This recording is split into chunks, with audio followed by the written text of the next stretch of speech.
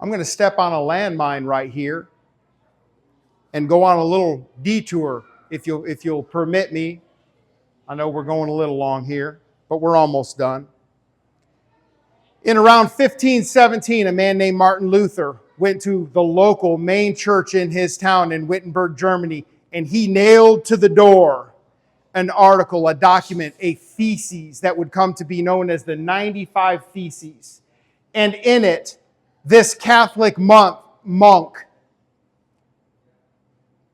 made spiritually a declaration of war with the world power at the time, the Catholic Church. And he said, this is wrong. What you're doing is wrong. It's not supported by Scripture. You're making things up and you're leading people to hell. Out of that article, what would become what would be known as the War of the Pamphlets.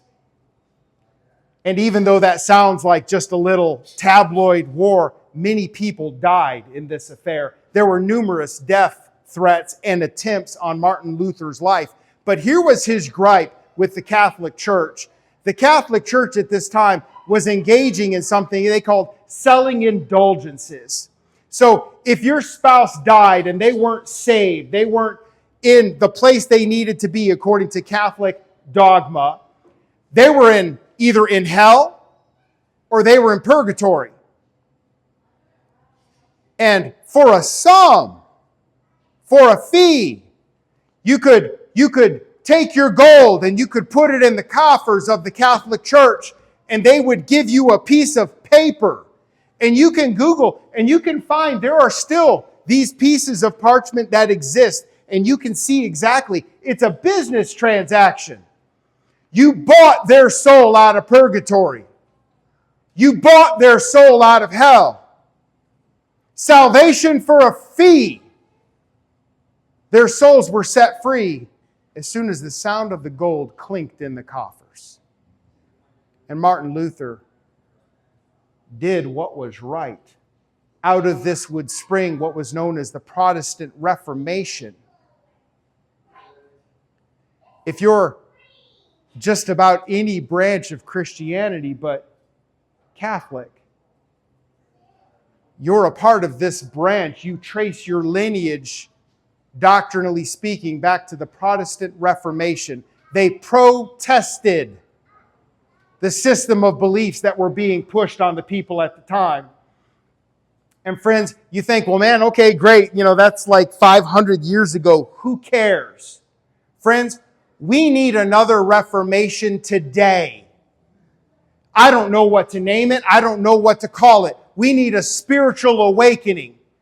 Because the same falsehood is being taught in churches today. We have people being led in a prayer. People with no understanding of who God is, no understanding of Scripture, and they're being led in a prayer. And they're being told, hey, if you come be a part of our church. Now, I know what you're going to say. Whoa, nobody's trying. Yeah, no, that's absolutely what it's about. Because discipleship takes work. Discipleship takes effort. Shepherding takes work. And the sheep don't always like the smell of the shepherd. The church has fallen asleep. We're to a point where we tell people, repeat these words after me. Here's your bill. You're going to come to church. You're going to tithe. You're going to put your money in our collection box. We'll give you salvation. Repeat after me. Congratulations, you're saved.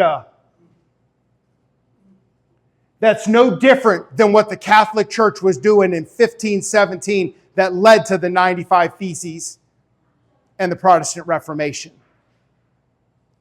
We need to wake up. We can't wake others up if we're not awake ourselves.